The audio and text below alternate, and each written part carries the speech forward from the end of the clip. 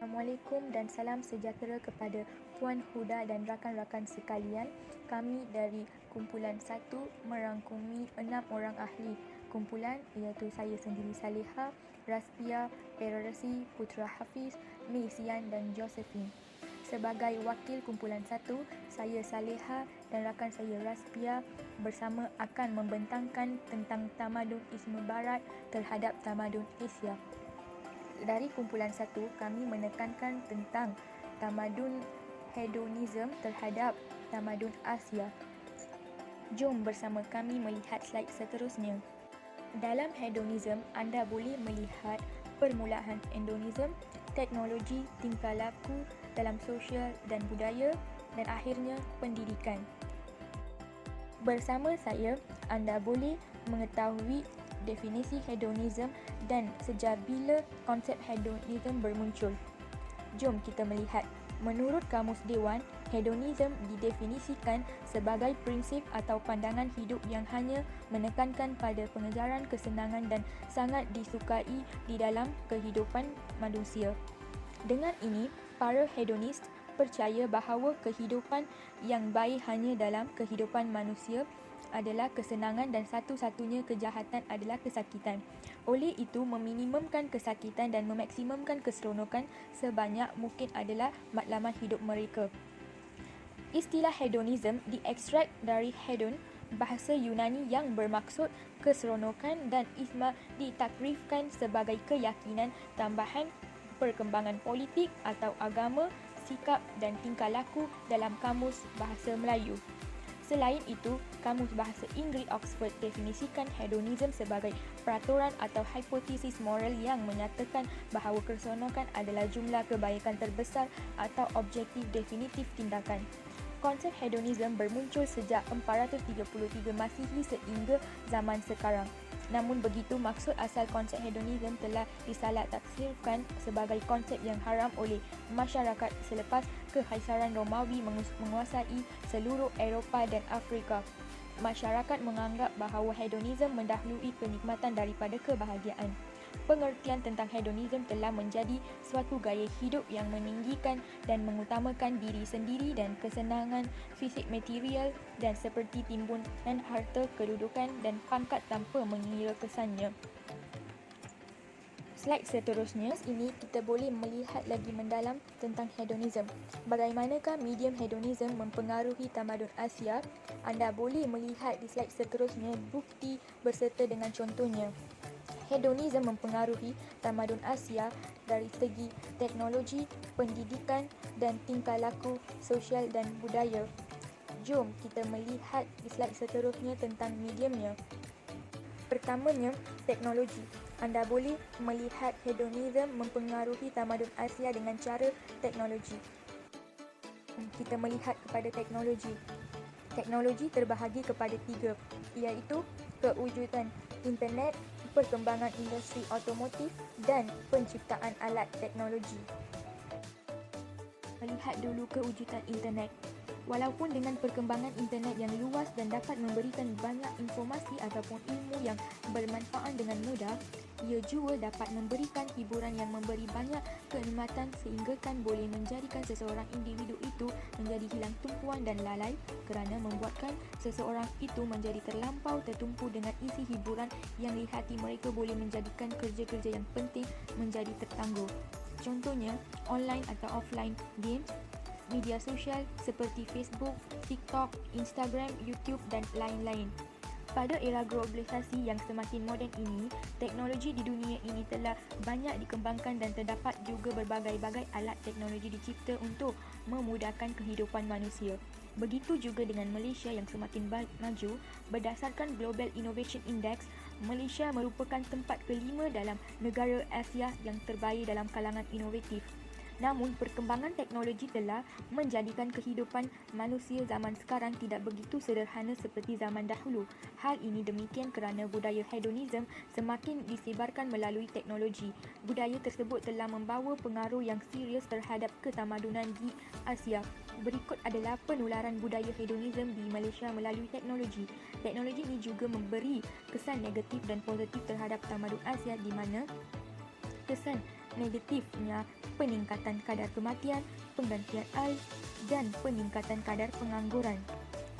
Dan anda boleh juga melihat kesan positif tidak banyak seperti kesan negatif. Ia hanya memberi pelepasan tekanan sahaja. Seterusnya, anda boleh melihat perkembangan industri otomotif di tamadun Asia.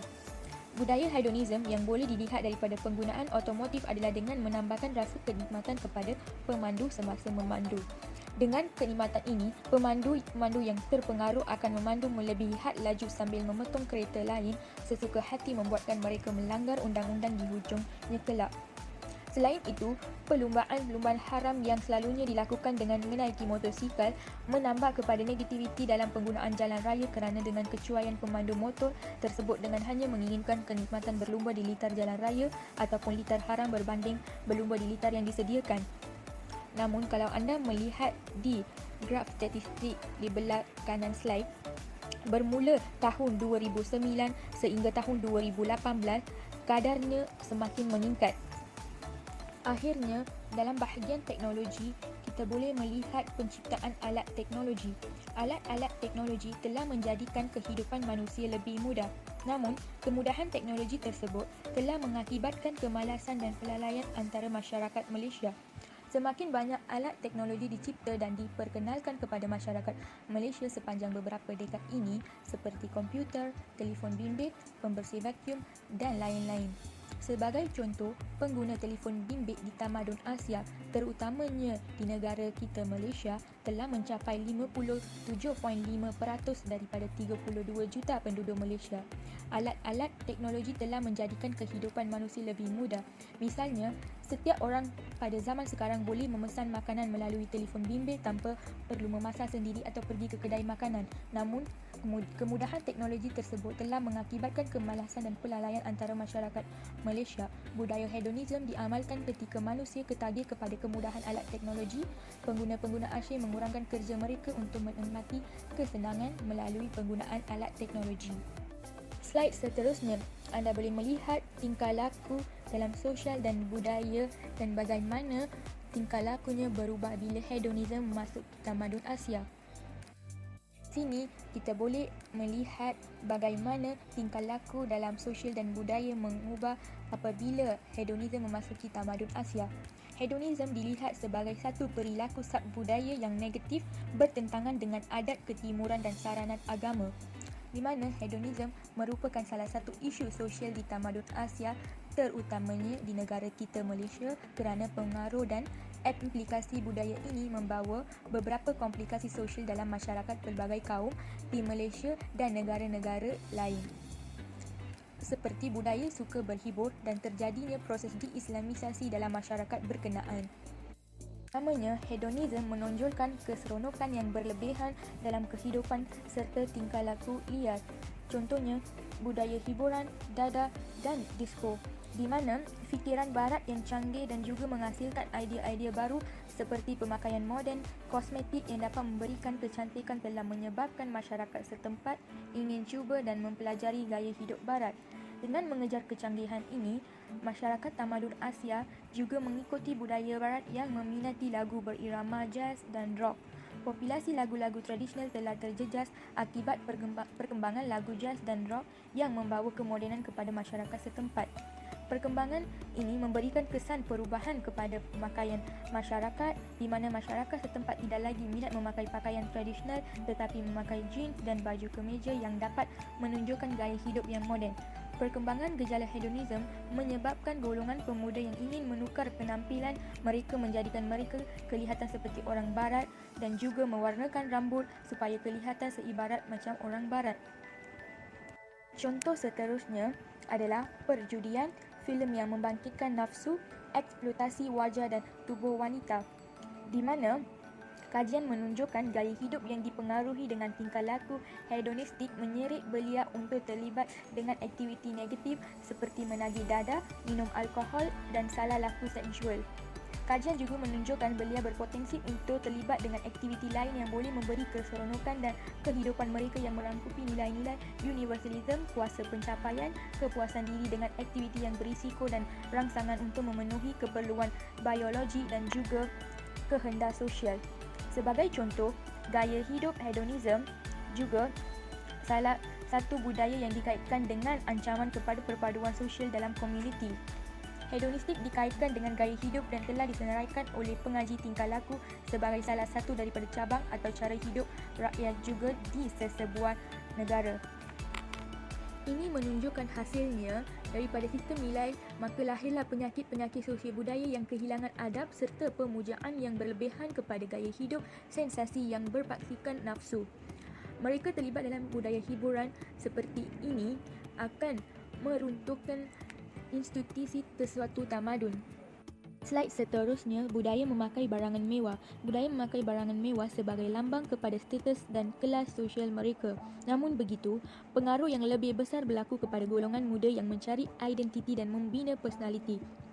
Tumpuan golongan ini bukan lagi untuk mencapai cita-cita yang sepatutnya tetapi mengidam untuk menjadi popular dan glamour dalam dunia hiburan yang sinonim dengan budaya hedonism yang mengagungkan keseronokan. Setakat ini anda boleh kaitkan teknologi dan tingkah laku dalam sosial dan budaya di mana adanya teknologi kepada golongan muda bukan mereka menggunakan dengan bijak tetapi ada sekadar golongan muda menggunakan di jalan yang salah, bukan sahaja perjudian, eksploitasi tubuh wanita, namun seperti cyberbuli, penipuan duit. Walau bagaimanapun, ia menjejaskan tingkah laku mereka dalam masa yang sama. Dan sekian, terima kasih daripada saya. Harap semua faham keterangan yang saya sampaikan. Slide berikutnya saya akan berserah kepada rakan saya Raspia untuk membentangkan bahagian seterusnya. Terima kasih saudara Saliha kerana menjelaskan pembentangan sebelum ni. Okey, saya akan bersambung dengan topik keruntuhan institusi keluarga ya. Terutamanya golongan hedonisme. Okey, untuk menjadikan keluarga tu mawaddah, rahmah dan berkekalan hingga ke akhir hayat adalah dengan kekuatan ibu bapa. Tapi bagaimana kalau ibu bapa pun telah melepaskan dan cepat mengeluh tanpa memikirkan masa depan anak-anak mereka? Okey, dekat sini daripada Wages dan Ridwan, beliau menyatakan sikap mementingkan diri semakin meningkat dan menjadi amalan biasa di kalangan pasangan. Banyak data, banyak bukti yang membuktikan bahawa pasangan suami isteri mengambil tindakan yang salah iaitu bercerai untuk masalah-masalah yang remeh-temeh yang boleh handle pada waktu tersebut. Tapi mereka tidak mengambil peduli tentang itu dan berlakulah mereka ambil prioriti untuk diri sendiri. Contohnya dekat data Asia, mereka menyatakan bahawa setiap tahun 2008 hingga 2012 meningkat terus kadar bercerai. Sama juga dengan data yang seterusnya itu bilangan bercerai di Malaysia sekitar 2016 hingga 2020. 2020 waktu PKP pun mereka telah mengambil kesempatan untuk bercerai kerana stres, menghilang pekerjaan, muflis dan kekurangan pendapatan, masalah emosi dan lain-lain mengambil peranan antara mereka mengambil tindakan untuk bercerai. Maka buktilah dekat sini setiap tahun ia akan meningkat. Terutamanya sila lihat kepada graf kedua iaitu 2016 hingga 2020. Kadar 2019 adalah sangat dahsyat berbanding dengan sebelum-sebelum ni, iaitu ia melonjak kepada 2.3 paling tinggi lah. Tingkah laku yang masih pesat berkembang sampai ke hari ini adalah gaya hidup hiburan. Gaya hidup hiburan adalah setiap orang perlu mempunyai hiburan. Malah hiburan tu adalah fitrah di kalangan manusia. Tapi apabila ia menjadi berlebihan, maka ia akan membahayakan masyarakat dan gaya hidup masyarakat serta persekitaran mereka. Okey, cabaran hedonisme di South Asia. Okey, antara cabaran yang kita akan menghadapi bila melayankan berlebihan gaya hidup hiburan adalah kita akan lebih menyukakan untuk berhibur berbanding kita lihat mana yang baik, mana yang buruk. Okey, itu antara satu.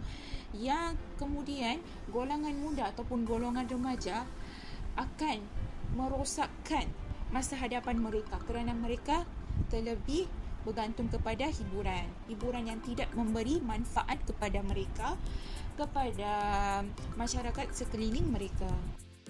Topik yang seterusnya adalah pendidikan. Bila kita fikir hedonisme boleh menguasai pendidikan, ya, of course boleh. Kerana pendidikan ni kita akan melihat dari awal sampai sekarang macam bagaimanakah ia berubah dan bagaimanakah dia memberi setengah kesan yang buruk kepada para pelajar dan para pengajar juga. Di sini saya nyatakan 3 negara Asia Tenggara yang mengamalkan hedonisme di negara mereka. Antaranya pertama adalah Indonesia. Okey, kerana Indonesia adalah negara yang sangat menekankan ilmu agama dari peringkat awal lagi, boleh kata sejak tadika lagi mereka akan masukkan anak mereka ke pondok, pesantren ataupun madrasah, ya. Okey, seperti Imam Ghazali berkata, ilmu agama adalah fardu ain, manakala ilmu pengetahuan ialah fardu kifayah. Mereka juga memberi kebebasan untuk mereka belajar ilmu kimia, fizik, falsafah, kedoktoran dan lain-lain, seperti para imam kita yang dulu, ulama-ulama besar belajar tentang ni. Okey, bagaimanakah hedonisme ni menguasai di tempat tersebut? Hedonisme di Malaysia. Okey, saya akan teruskan kepada slide 23, ya. Okey, di Malaysia pelbagai bangsa dan agama bergabung. Seperti yang kita tahu, Malaysia adalah negara multicultural. Okey, kita ada pelbagai bangsa, ada Kadazan, ada Melayu, ada Cina, ada India, ada Iban dan banyak lagi. Dan apabila berlakunya hedonisme, mereka akan tumpukan perhatian kepada pelajar berbangsa Melayu dan beragam Islam, kerana bangsa Melayu dan Islam adalah national, maksudnya bangsa kebangsaan dan agama kebangsaan di Malaysia.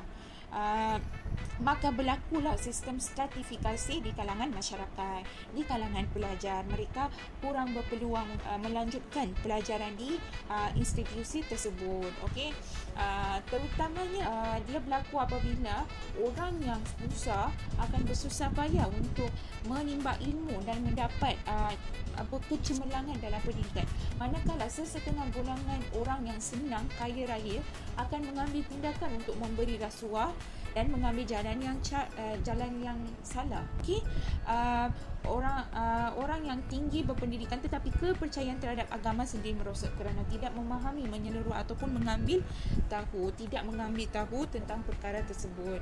Dekat sini saya ada menyatakan satu link yang berkaitan dengan debate ataupun orang kata dakwah antara Tun Dr. Mahathir Mohamad dan Hilal Ashraf. Hilal Ashraf adalah penulis yang terkenal, iaitu buku yang terkenal Hitam Putih. Beliau walaupun Dr. Mahathir adalah Perdana Menteri kita, tetapi beliau ada tahap kefahaman yang rendah dalam bab-bab agama, terutamanya bab-bab hadis. Beliau berpercaya kepada Al-Quran, tetapi beliau kurang mempercayai hadis yang daripada Nabi Muhammad SAW yang telah datang 1400 tahun lebih lagi kepada kita. Dan ulama-ulama berkibar telah berusaha untuk mengumpulkan hadis dan menjadikan satu buku. Sampai sekarang kita telah pun merujuk hadis dan apa-apa isu yang tersebar pada era ini. Kita akan pergi kepada bahagian yang terakhir, iaitu hedonisme di Thailand. Okey, pada mulanya pendidikan di Thailand iaitu Patani, mereka sangat mementingkan ilmu Al-Quran kerana Al-Quran adalah cara hidup. Okey, kerana Al-Quran juga adalah sumber pertama dalam agama Islam, ya. So mereka sangat mementingkannya, seperti mana mereka mementingkan Buddhism di setiap sekolah. Setiap pelajar perlu belajar bahasa Buddhism, ya. Ilmu ni dikatakan sebagai ilmu informal. Apabila munculnya ilmu formal seperti teknologi, perubatan, astronomi, sains, matematik dan semuanya, yakni mendapat lanjutan pelajaran di luar negara berbanding belajar di sekolah pondok.